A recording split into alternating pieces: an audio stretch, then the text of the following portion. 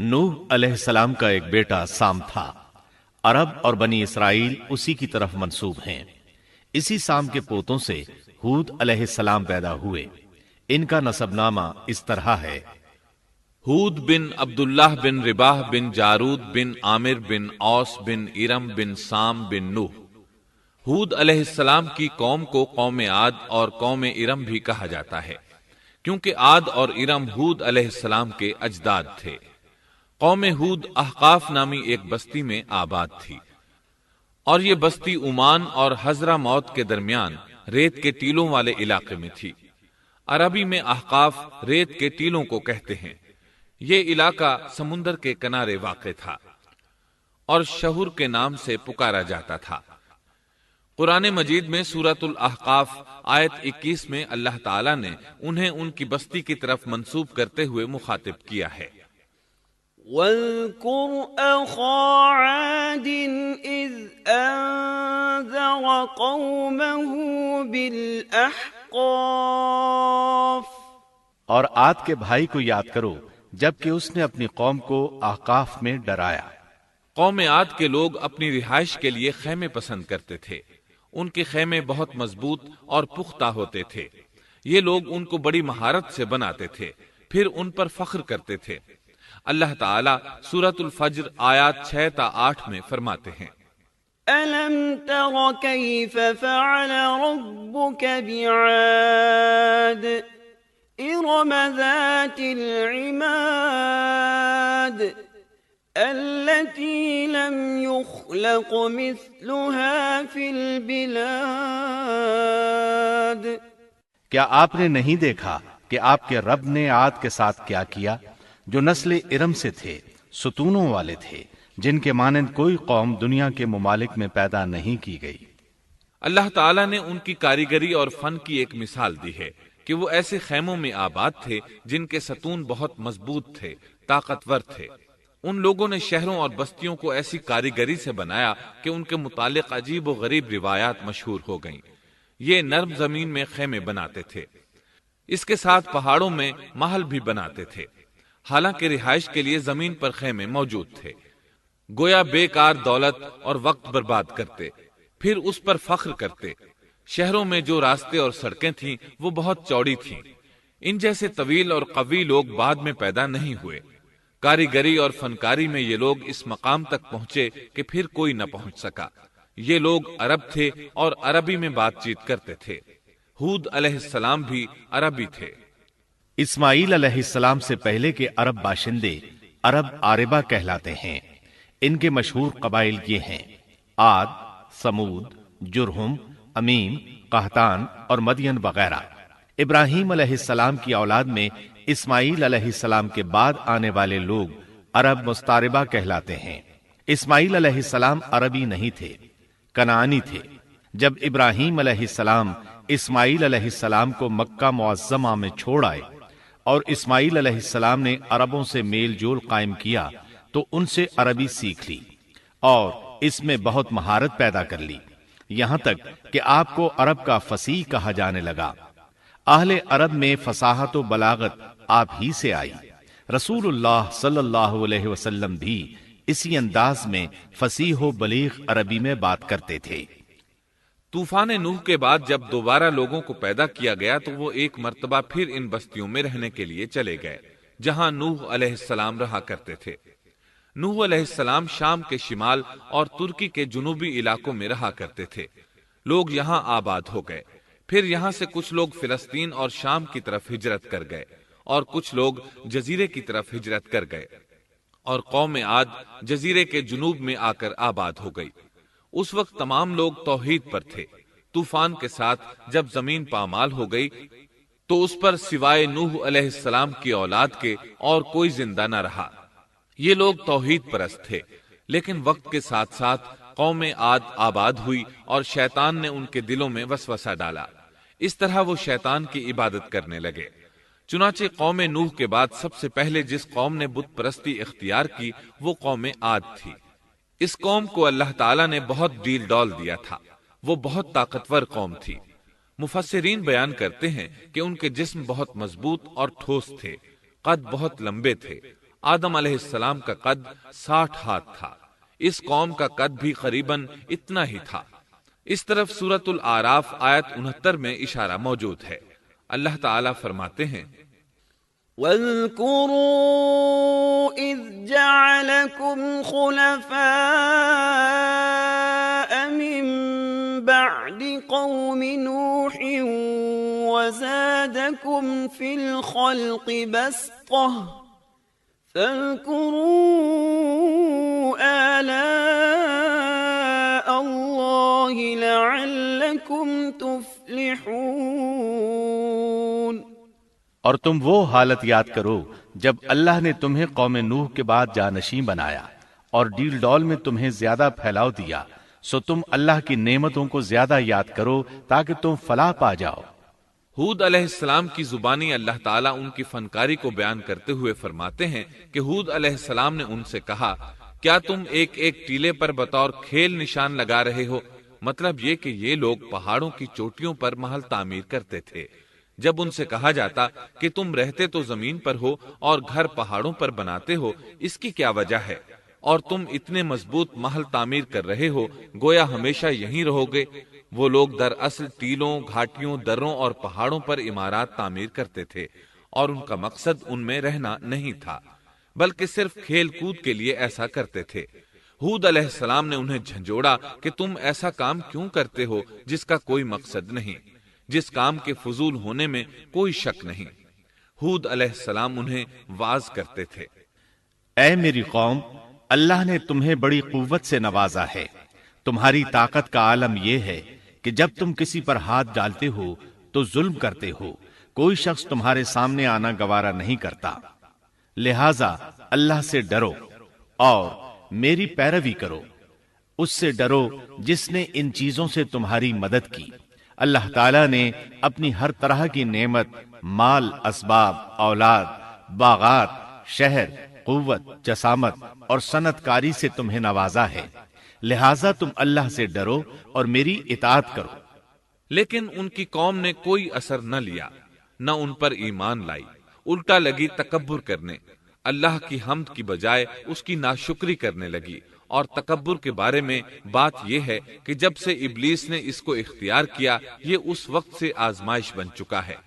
اللہ تعالیٰ سورہ حامیم السجدہ آیت 15 میں فرماتے ہیں، فَأَمَّا عَادٌ فَاسْتَكْبَرُوا فِي الْأَرْضِ بِغَيْرِ الْحَقِّ وَقَالُوا مَنْ أَشَدُّ مِنَّا قُوَّةً أَوَلَمْ يَرَوْا أَنَّ اللَّهَ الَّذِي خَلَقَهُمْ هُوَ أَشَدُّ مِنْهُمْ قُوَّةً۔ پس قوم عاد نے تو بے وجہ زمین میں سرکشی شروع کر دی اور کہنے لگے کہ ہم سے زوراور کون ہے؟ کیا انہیں یہ نظر نہ آیا کہ جس اللہ نے انہیں پیدا کیا ہے وہ ان سے بہت ہی زیادہ زوراور ہے؟ جب یہ لوگ اپنی سرکشی اور کفر میں حد سے بڑھ گئے، تب اللہ تعالیٰ نے ہود علیہ السلام کو ان کی طرف بھیجا۔ انہوں نے انہیں اللہ کی طرف بلایا اور کہا، اے میری قوم، اللہ کی عبادت کرو، اس کے سوا تمہارا کوئی معبود نہیں۔ کیا تم ڈرتے نہیں؟ قوم کے کافر سردار کہنے لگے، ہم تو دیکھتے ہیں کہ تو نری بے وقوفی میں ہے، ہمارے خیال میں تو جھوٹا ہے۔ اس پر ہود علیہ السلام نے فرمایا، میری قوم، میں بے وقوف نہیں، میں تو تمام جہانوں کے پروردگار کی طرف سے بھیجا گیا ہوں، تمہیں اپنے رب کے پیغامات پہنچا رہا ہوں، اور ہوں بھی تمہارا دلی خیر خواہ اور امانت دار۔ کیا تم اس بات سے تعجب کرتے ہو کہ تم میں سے ایک شخص کی معرفت، اللہ کا ذکر تم تک پہنچا کہ وہ تمہیں خبردار کر دے؟ تم اللہ کی اس نعمت کو یاد کرو کہ اس نے تمہیں قوم نوح کے بعد خلیفہ بنایا اور ڈیل ڈول میں تمہیں زیادہ پھیلاؤ دیا۔ تم اللہ کے احسانات کو یاد کرو تاکہ فلاح اور نجات پا جاؤ۔ ہود علیہ السلام نے اللہ کی عظیم نعمتوں کے ساتھ انہیں نصیحت کی، لیکن وہ بدبخت کفر ہی کرتے رہے۔ آخر انہیں جھنجھوڑنے کے لیے انہوں نے فرمایا، اے میری قوم، اللہ ہی کی عبادت کرو، اس کے سوا تمہارا کوئی معبود نہیں۔ تم تو صرف بہتان بازی کر رہے ہو، یعنی جن بتوں کی تم پوجا کر رہے ہو ان کی پوجا تم نے خود گھڑی ہے۔ اللہ تعالیٰ نے تو اس کے متعلق کوئی دلیل نازل نہیں فرمائی۔ میری قوم کے لوگوں، میں تم سے اس دعوت و تبلیغ کی کوئی اجرت نہیں مانگتا، میرا اجر اس کے ذمے ہے جس نے مجھے پیدا کیا ہے، تو کیا تم پھر بھی عقل سے کام نہیں لیتے؟ اے میری قوم کے لوگوں، اپنے رب سے گزشتہ گناہوں کی معافی طلب کرو، آئندہ گناہوں سے توبہ کرو، تاکہ وہ برسنے والے بادل تم پر بھیج دے اور تمہیں طاقت میں اور بڑھا دے، تاکہ تم گناہگار ہونے کے باوجود روگردانی نہ کرو۔ ہود علیہ السلام مسلسل انہیں دعوت دیتے رہے، لیکن وہ ظالم قوم نوح کی طرح ان کا مذاق اڑانے لگی اور کہنے لگی، ہمارے خیال میں تو بے وقوف ہے اور شاید تو ہمارے کسی معبود کے بڑے جھپٹے میں آ گیا ہے، تو ہمارے بتوں کو برا کہتا ہے، اس لیے ان میں سے کسی کی مار تم پر پڑی ہے، اسی لیے تو ذہنی مریض بن گیا ہے۔ وہ ظالم لوگ چونکہ آخرت پر ایمان نہیں رکھتے تھے اور دنیا میں خوشحالی کی زندگی بسر کر رہے تھے اور تھے بھی اپنی قوم کے سردار، اس لیے اپنے ماتحتوں سے کہنے لگے، یہ تو تم جیسا ہی انسان ہے، وہی کچھ کھاتا ہے جو تم کھاتے ہو اور پیتا بھی وہی کچھ ہے جو تم پیتے ہو۔ اب اگر تم نے اپنے جیسے انسان کی اطاعت قبول کر لی تو سخت خسارے میں رہو گے۔ کیا یہ تمہیں اس بات سے دھمکاتا ہے کہ جب تم مر کر خاک اور ہڈیاں بن جاؤ گے تو پھر زندہ کیے جاؤ گے؟ ہرگز نہیں، یہ بات امکان سے باہر ہے جس کا وعدہ تم سے کیا جاتا ہے۔ یہ زندگی تو صرف دنیا کی ہے، ہم مرتے جیتے رہتے ہیں، ہم پھر نہیں اٹھائے جائیں گے۔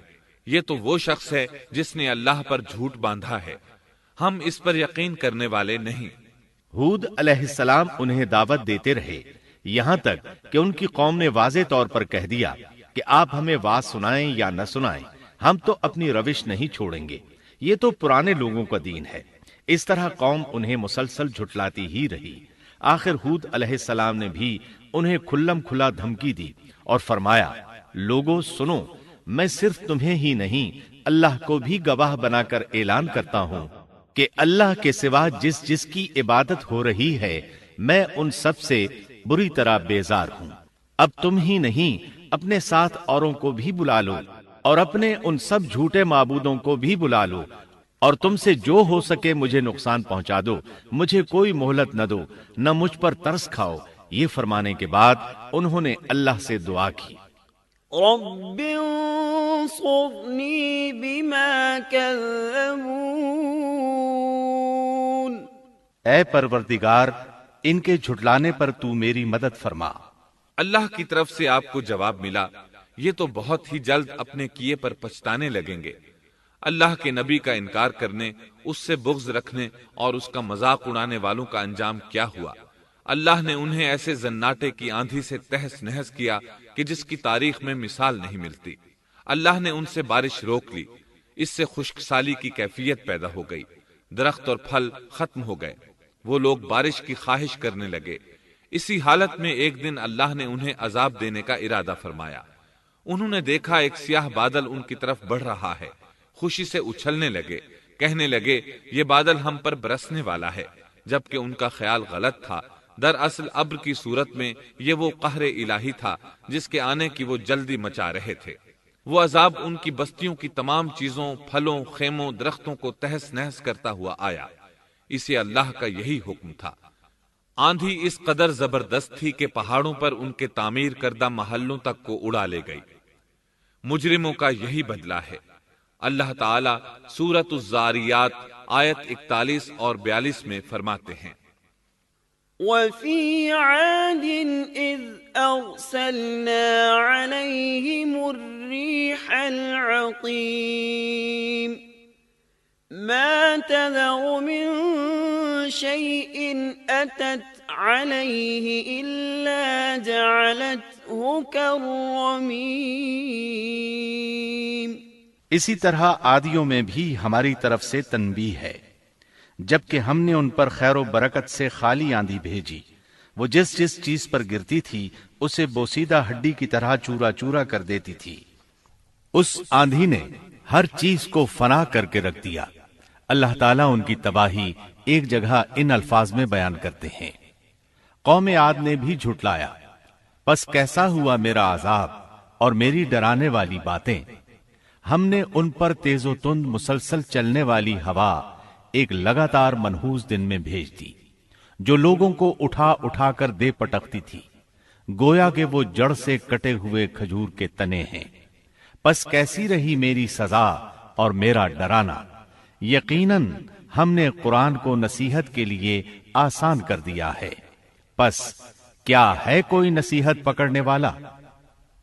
एक तीसरे मकाम पर अल्लाह ने उनकी जिल्लत और रुसवाई का जिक्र यूं किया है, कौम आद बेहद तुंद और तेज हवा से गारत कर दी गई। वो हवा उन पर बराबर लगातार 7 रात और 8 दिन तक अल्लाह के हुक्म से चलती रही। आप वहां होते तो देखते कि वहां लोग यूं चारों शानों चित गिरे पड़े हैं जैसे वो खजूरों के खोखले तने हों। क्या उनमें से कोई भी आपको बाकी नजर आ रहा है? हूद अलैहिस्सलाम को अल्लाह ताला ने अपनी रहमत से नजात दी। बाकी तमाम जगहों पर तबाही थी, लेकिन जिस जगह हूद अलैहिस्सलाम और उनके साथी थे उस तरफ ये हवा फटकी भी नहीं। कहा जाता है कि एक बाढ़ थी जिसमें हूद अलैहिस्सलाम, हैवानात, चौपाए और उन पर ईमान लाने वाले थे, और आंधी ने हर चीज को फना कर डाला। अल्लाह ताला सूरह आराफ आयत 72 में फरमाते हैं, فأنجيناه والذين معه برحمة منا وقطعنا دابر الذين كذبوا بآياتنا وما كانوا مؤمنين۔ गरज हमने उन्हें और उनके साथियों को अपनी रहमत से बचा लिया और उन लोगों की जड़ काट दी जिन्होंने हमारी आयतों को झुटलाया था और वो ईमान लाने वाले न थे। इसी तरह सूरह हूद में अल्लाह फरमाते हैं, जब हमारा हुक्म आ पहुंचा तो हमने हूद को और उनके साथियों को अपनी खास रहमत से नजात दी। हमने उन सब को सख्त अजाब से साफ बचा लिया। ये थे कौम आद के लोग जिन्होंने अपने रब की आयतों का इनकार किया और उसके रसूलों की नाफरमानी की और हर एक सरकश नाफरमान के हुक्म को माना। दुनिया में भी उन पर लानत लगा दी गई और क़यामत के दिन भी। देख लो, कौम आद ने अपने रब से कुफ्र किया। हूद की कौम आद पर लानत हो। इस तरह कौम आद तबाह हो गई। उनके बाद मोमिनों ने उनके बाकी बच जाने वाले मकानात पर कब्जा कर लिया और वहां रहने लगे। फिर हूद अलैहिस्सलाम ने हजरा मौत में वफात पाई।